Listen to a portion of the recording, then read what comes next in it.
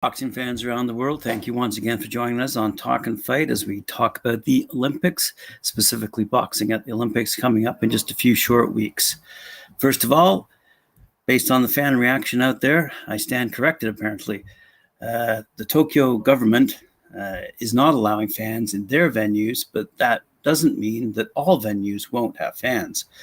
Apparently, there will be some venues outside the Tokyo prefectures that will be allowing fans in the stands. And as it stands right now, the Paralympic organizers have still not decided whether or not there might be fans in the stands for those games following the conclusion of the Olympic Games in July. So there you go. This is a bit of an update with respect to fans in the stands. There are definitely no fans in the stands in Tokyo. But in other venues around Japan, there will be fans allowed, again, within those limitations as outlined last week by Christian.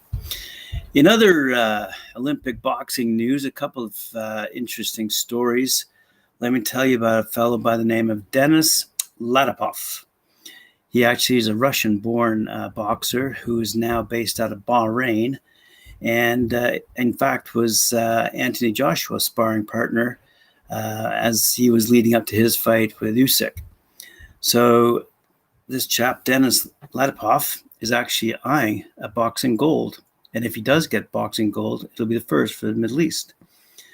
He's also got help in his corner from Amir Khan. I believe he won a silver medal back in the day. And it's a very interesting story from the perspective that, how he landed in Bahrain via Russia, and now he's fighting for Bahrain. And as a matter of fact, I will just tell you a little bit. They are trained by a former Great Britain coach, and Davis has been, quite frankly, central in the drive towards targeting medals for the Gulf Coast nations, including, in this case, Bahrain. And he'll be the only boxer actually competing. But he did come home fifth in the Asia-Oceania qualifiers to book his place in Tokyo. And he's competing at the super heavyweight division, by the way.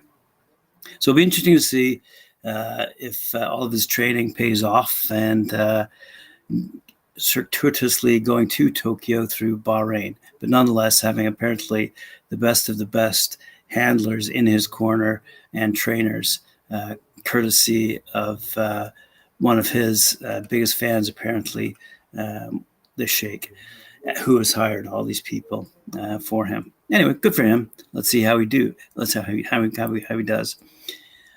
Another, on the flip side of getting to the Olympics and hoping for a third-time lucky type equation, you have Vikas Krishan out of India.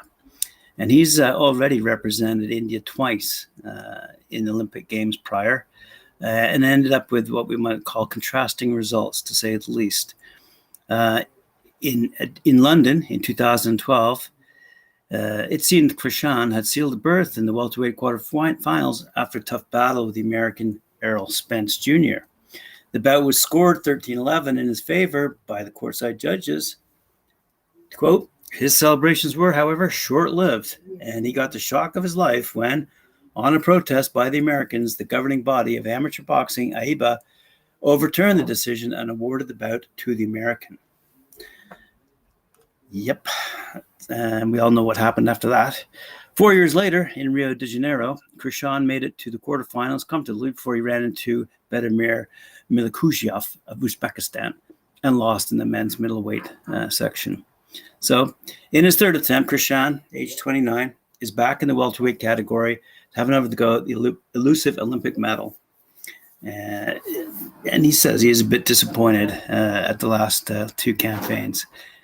Anyway, he's the most experienced boxer from among those who qualified for the Tokyo Olympics, and unbelievably took to the sport when his father, an employee in an electricity department, was transferred to Bhiwani, the boxing hub of Haryana, from Hisar.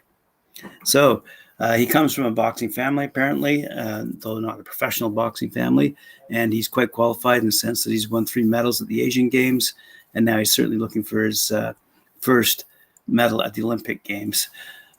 So good luck to him and his training over the past 4 years, and hopefully it'll pay off for him. Hopefully it'll pay off for Denis Latypov, who's fighting out of Bahrain. And we'll see if the fans make it out to the certain venues once they're announced, I imagine, city by city, as we move towards the Olympics, and whether or not the Paralympic organization will decide if fans will be allowed after the games finish. And that's it. That's all the news there is for us today. Thanks very much for joining me. Appreciate your comments. Ben Beedman, the world. There you go. And we all know that Team GB is going to put forward a very, very, very strong team. I'm looking forward to it. I don't think there's many fighters other than Mandy Bujold from Canada who might get a medal.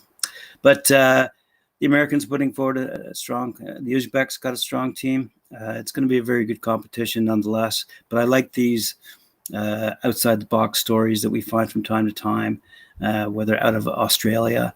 This interesting fighter down there that I was reading about out of Bahrain, this Russian-born fighter who now has been sparring with Anthony Joshua and is now being under the tutelage of Amir Khan. Very good stuff. So anyway, as I say, that's it for today, and we'll see you on Monday. Have a good weekend. And remember, Friday night panel tonight,